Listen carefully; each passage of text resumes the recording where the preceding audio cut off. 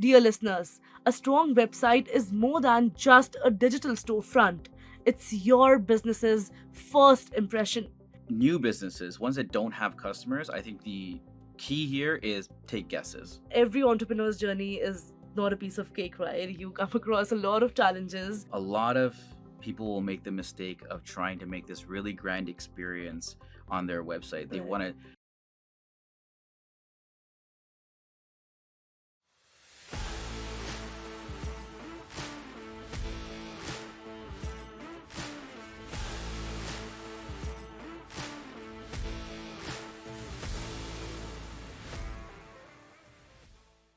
Welcome to the Canadian SME Small Business Podcast.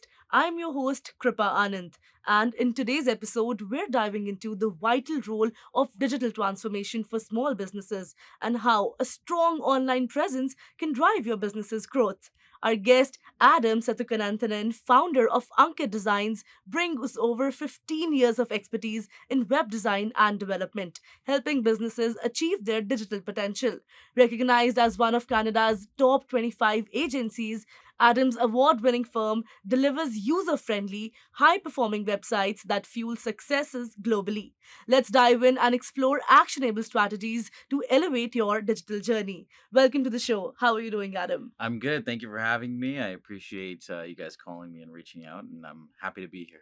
Definitely, it's our honor. So, to begin with, if let's talk about first impressions. So, if we talk about a website, it's usually considered as any business's first impression. Mhm. What do you have to say about that? I think for businesses, I think having that first impression is really important, especially digitally. But I think who you're having that first impression on, that is the most important thing. So Right. it's like when you get to a store and you walk in, that first impression that you have at an Apple store versus a Best Buy, you have two very different experiences. And you identify if you're at home in either of those stores, it's the same thing digitally. You really have to look at your target audience and say, what is the impression I'm making on that audience, on the actual audience that I want to target?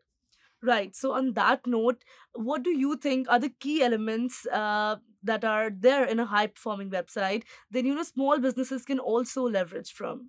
Yeah, I think there are some basic elements that kind of a lot of different kind of gurus and experts talk about, which is, CTAs, uh, elements like that, like converting metrics. Does your website have the right buttons in place? Things like that. But I think the key is not necessarily the design elements, the UI, UX, or anything like that. It's really, do you have the right information, the right content for the target audience that you're aiming at? So, do those users feel like they're at home? That's the key to making your website kind of perform a bit better. Right. So, simplicity and being user friendly, right? To the right audience. To the right Mhm. audience, because people often just don't keep a regard for that, right? Yeah, they do it in a broad scope versus a very narrow scope. You really Exactly. don't want to go too far out. Correct. So, Adam, in your experience, how do you think small businesses leverage their digital presence to enhance employment opportunities? I think it's really important for businesses to leverage their website, particularly to have a place where your candidates can apply. So even Right. just general application, you don't know. Sometimes you might be looking to put out different job posts, but throughout the year, it's still nice to get those resumes in, get those people that are interested about your company, the ones that want to rally behind you, the ones that want to kind of stand with you at battle.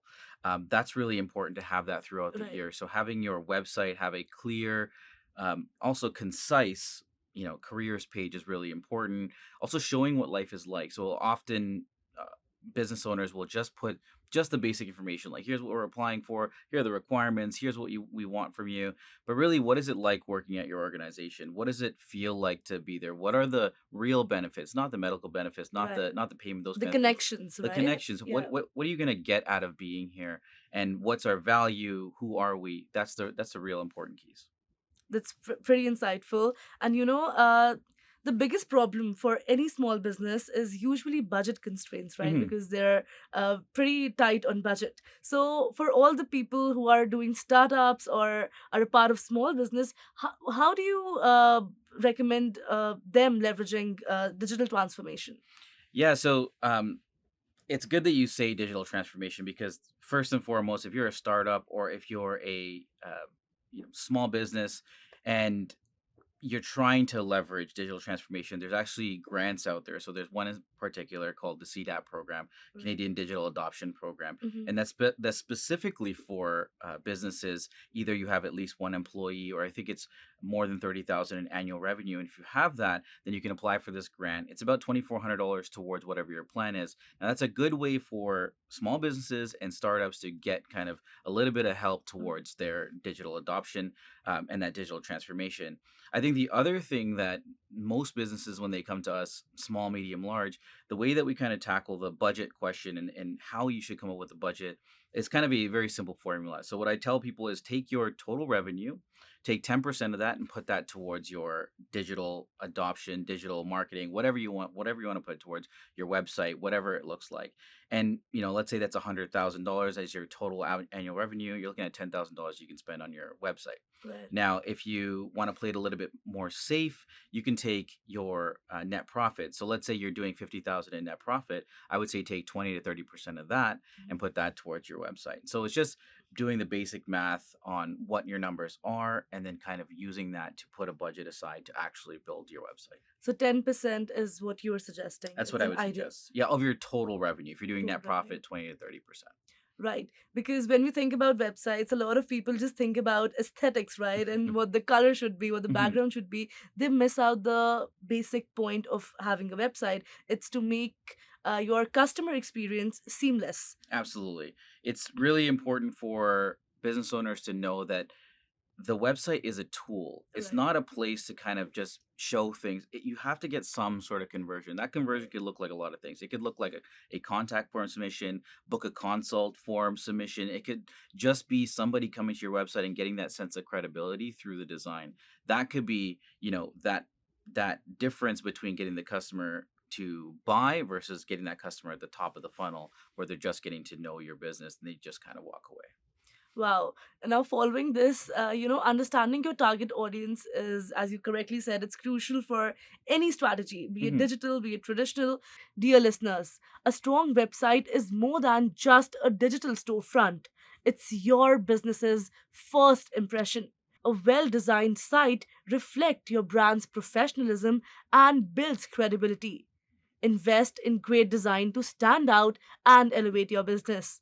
Now, buyer personas, they can help small businesses align their websites with the needs of the customers. Can you walk our listeners through the process of how does this buying a buyer persona thing exactly work? Yeah, so there's like a number of different ways to do buyer personas. There's so many online. If Right. you just type that in and say how to do this, you'll get a bunch of different ways. I have my way. I'll talk about my process, but I think for new businesses, ones that don't have customers, I think the key here is take guesses. So Mhm. look for who you want to work with and just go with the guesses. Because this is an iterative process, this isn't something that you just set once and forget. So it's trial and error. It is to a degree. It is kind of set it, and Mhm. then you kind of check how your results are. So you take an hypothesis, and then you find out, okay, what are the results, and then you make adjustments going forward. You do another hypothesis for the next year, and you keep kind of doing this. You can do this on a 3 month, 6 month, 12 month cycle, however you see fit. The way that I would say it for small businesses, and when we were a lot smaller, the way that I got to this end result was I took an inventory of all of my customers. So I Mhm. took a look at who they were, who my main point of contact was, what their dollar value was, meaning their customer lifetime value. I took a look at what was, how easy was it to work with them? How hard was it to work with them? And then I took these metrics and that helped me generate kind of an A, B, and C level client. So when I first started, I thought my client was going to be, a 45 to 50-year-old CEO or C-suite level executive. Yeah. And I thought that's who, we were going to target. And that's who we were targeting. It turns out that we actually ended up with a female 35 to 45-year-old middle management kind of marketing level, some decision making skills, Yeah. and we called that buyer persona Cindy. Mhm. So once we realized this, we took all of our marketing efforts, everything that we did, social, blogs, even emails, even our informational package, everything, and we started targeting Cindy's. And Cindy, what really made Cindy different was that Cindy was looking for information about digital space, what we were going to do, how we were going to do it, but they didn't want to implement it. They just wanted to Right. know. They wanted a transparent Mhm. process, and we fed them that. And so we started to align those audiences together with our business, and our business started to grow. And so now, since then, it's an iterative process. Now we've lost the name. It's no longer a Cindy. It's no longer gender specific, because we realize that it's not really about the demographics in that characteristic. It's more about the other characteristics, what they like, how they function, how they speak, what kind of information they seek, what do they Google, those kinds of things, right? And so that helped us really start to hone our target audience down. Now, we don't exclusively target just one audience. We do have 2 or 3, but it's really important to put most of your eggs into that one basket when you're early on and see how it's performing.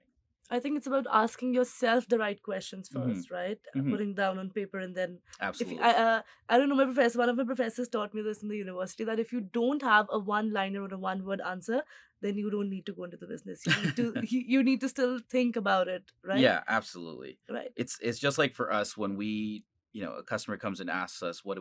We do a number of things. There's so many things that we do. And I could list a bunch of services that we offer. Right. So instead, you ask the customer, what do you want? Yeah, I definitely ask a lot of questions in every meeting. But my simple pitch is, we design and develop websites. That's it. It's just as simple as that. And we do a lot of things, but let's get into it. Let's figure out what you need. Let's get to the bottom of what the service that you're looking for, and let me tailor it for you. Right. That's an excellent breakdown, first of all. Now, I imagine having clear personas can not only improve your marketing strategies, but also it can bring you results that you did not even imagine ever, right? Now, with this foundation, let's explore how businesses can keep their websites performing optimally over time, because maintenance of websites is also something people need to focus on, because they just make the website and then they forget about it. Yeah, I think it's really important. So I'm going to talk specifically about WordPress websites, because I think that's what we do mainly, but also that's a big market share in the digital space. Lots of websites are on WordPress. Right. So I think maintenance of WordPress websites is crucial. Now, that looks like a number of things. We've written a lot about what maintenance looks like, what goes into it, but I'm going to touch on kind of the key points of it, okay? The first thing you need to do is have a solid backup strategy. Meaning you need to be able to take your files and have a backup of those files. Now, that needs to be off server. That's a very crucial difference between just a standard backup. A standard backup, you download it onto the server. Now, let's say your server gets attacked. That backup is corrupt. You no longer have that backup. It was useless to begin with, right? So it's really, really important to take that backup and move it outside of your server, so it is not at risk. And that way, if anything was to go wrong, let's say you accidentally did an update, let's say you accidentally deleted the navigational menu, let's say you accidentally made a small error, all of those backups will help you get your site back up quickly. Now, also those low-level hack attempts, those bots that are coming into your site and trying to crash it for whatever reason, attacks, whatever the cyber attack is, that will still be thwarted by having a proper backup system. Now, that is number one. That is the crux of everything we do when it comes to maintenance. And then the second level is making sure that you're actually going and updating the website on an ongoing basis. You're looking at all of the compatibilities for plugins, themes, and core. So read the documentation. If you don't know how to do this, reach out to somebody that does. So talk to a professional. Again, get that help that you need. Nice. And whatever points that you just mentioned, these are not difficult to do, right? And they don't require a lot of costing as well. So a lot of startups and small businesses, they can actively start doing it, right? So this is practical advice for you. Absolutely. Right.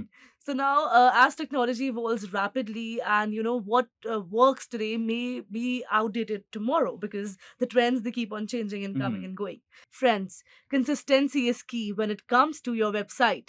Regular maintenance not only ensures optimal performance, but also builds trust with your audience. Keep your website secure, updated, and running smoothly to show your customers that you're committed to quality and reliability. Stay with us, friends. After the break, we'll uncover strategies for future-proofing your website and adapting to evolving digital trends. Hey, you think you know UPS? Yeah, that's us. Everybody knows that. You know what you didn't know? This. Okay, try to keep up. Ocean, us. Ground, rail, air, so us. Guess who? Us. Customs cleared, borders cleared, done. Us. Us. Still with me? Wait for it. Boom. Us. Intelligent, automated, fulfillment. Us. Yep. Healthcare too. Digital your thing? Yeah. Well, book it, ship it, track it. You feeling me yet? Yep. That's all us. That's all UPS.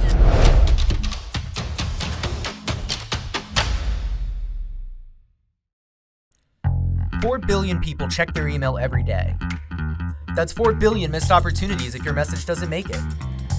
To reach your customer's inbox, you need a winning strategy. And Constant Contact delivers.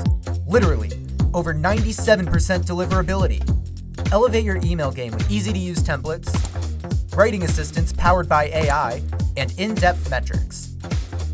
Ensuring your email is flawless, delivered, and read. Constant Contact delivers. Give it a try. At IHG Hotels and Resorts, we're in the business of you. We're here to help you plug in, Connect and recharge. Make an impression, and meet with confidence. With 19 brands built for business, your business gets even more rewarding. With an award-winning loyalty program at 6,000 IHG hotels and resorts worldwide. Welcome back, listeners. Let's pick up where we left off and explore how small businesses can ensure their websites stay relevant in the long run. Now, future-proofing is the key to staying ahead. What steps can small businesses take to future-proof their websites and adapt to the emerging trends coming this year?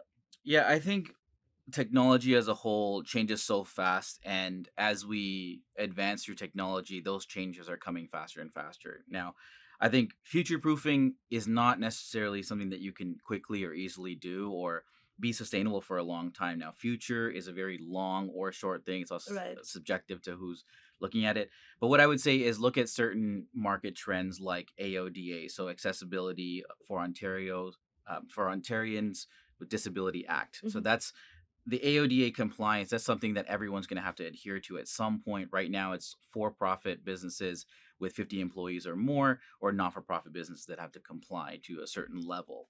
And so looking at those standards, now you can use a tool like Accessibility. These are online tools. It's a paid tool, but you can get your website, any WordPress website or mostly any website can actually become AODA compliant with a few clicks of a button. So that's really powerful. That's one way to kind of extend the life of your current website. And then when you're also looking at your website from a future-proofing standpoint, start writing more content. So, I'm sure everybody's familiar with ChatGPT. Yes. You can start to enhance your writing, not necessarily let ChatGPT do all the heavy lifting, but enhance the existing writing. So figure out who your target audience is, look at your content and ask ChatGPT, how do we target the audience that I'm actually looking at now?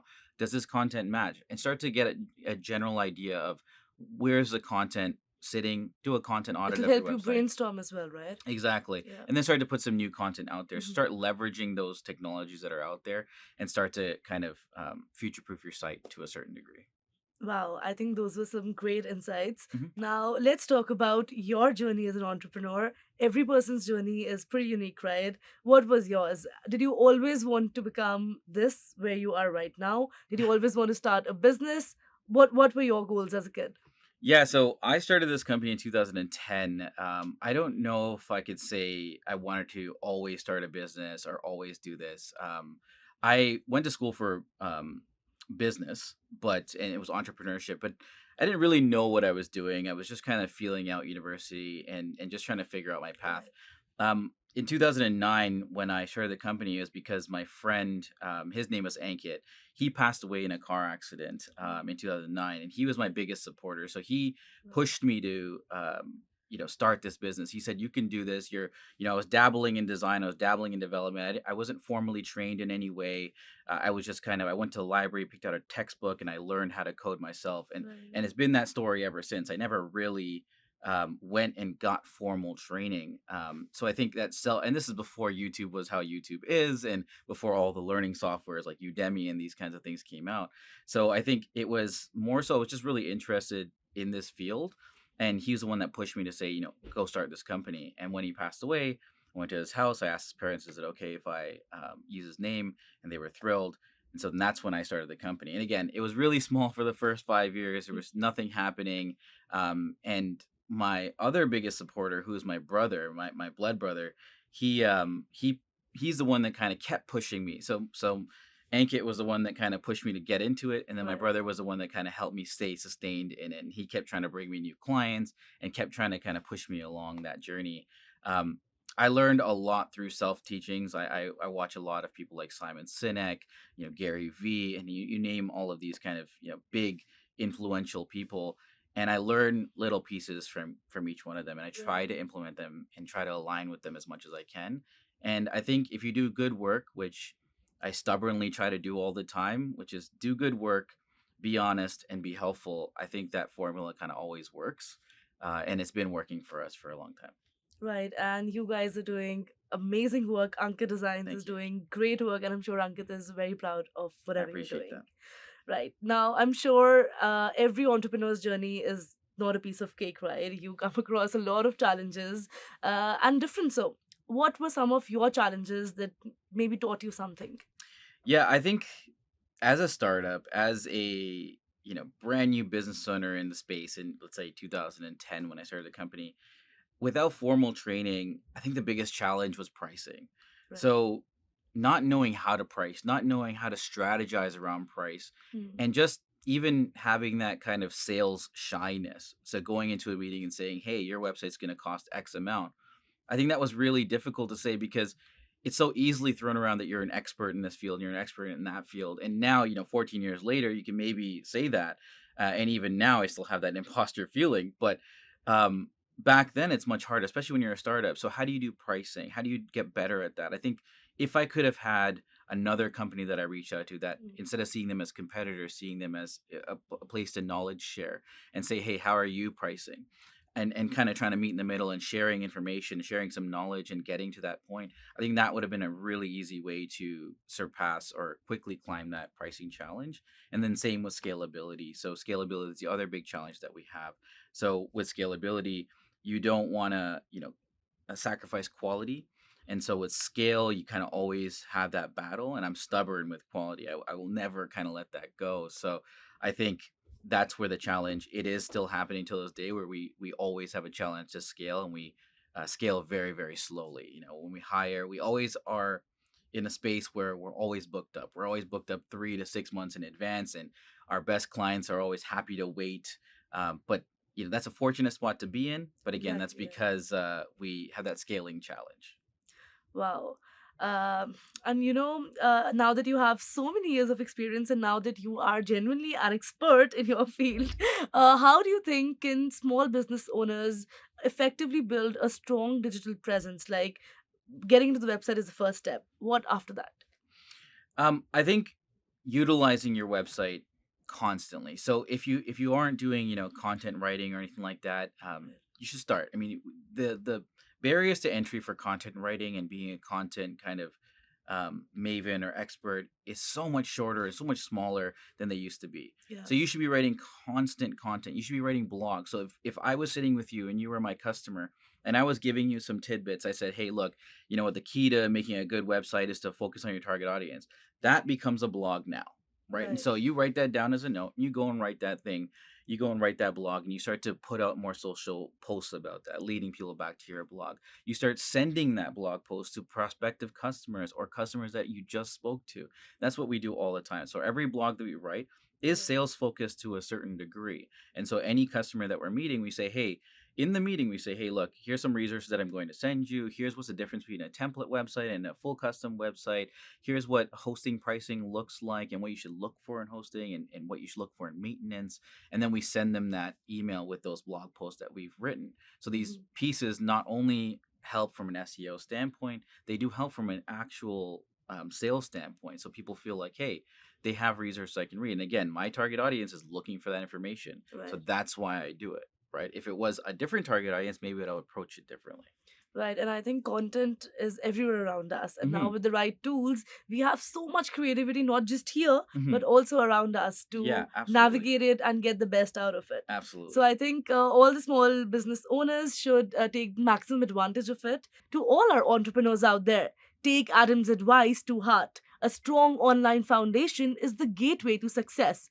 The digital world offers endless opportunities, and with the right strategies, your business can thrive. Stay proactive, embrace the digital space, and unlock your true potential. And as we, wrap this conversation, what is that one creative advice you'd like to give to all the people who are listening to you right now, who are doing startups or who have just started their small businesses? How do they grow in the digital scale? hmm I think the best thing I could say is don't overthink it. A lot of people will make the mistake of trying to make this really grand experience on their website. They Right. want to, they feel like they need to target everyone, that every single person is going to come to their website. And that I think is kind of the mistake, right? Is make people that are coming to your website feel like they are at home. You can't do that for everyone. Your house is not meant for everybody, Right. right? So, and that's what you want to do with your digital storefront, right? You want to make sure that people feel that they belong here. And so target the right audience. Don't overthink it too much. Don't try to hit every single audience. Try to prioritize one and really give them what they're looking for. Be very simple with it. If you're a trucking company, don't say moving border to border. Say we're a trucking company. We ship Canada to US or Mexico to US or Be whatever specific. be very specific and Right. be plain English. If you were to speak to somebody in an elevator about what you do, that's what should be on your homepage, right? Don't make it more than that. Wow, I think that's some great advice, and I'm sure all of the listeners must have loved whatever you said. So, thank you so much for this, Adam, and we hope to have this conversation again sometime over this. I Thank you appreciate so you very having us. much. Thank you. So that's a wrap for today's episode. We had the pleasure of hosting Adam Satkunananthan, who shared incredible insights into building impactful digital strategies for small businesses. From crafting high performing websites to creating buyer personas and future proofing digital presence, this episode was packed with actionable advice. A big thank you to our partners, RBC, UPS, Constant Contact, IHG Hotels and Resorts, and Google for their invaluable support in bringing this podcast to you. Don't forget to subscribe to Canadian SME Small Business Magazine at canadiansme.ca for more insights like these. See you in the next episode.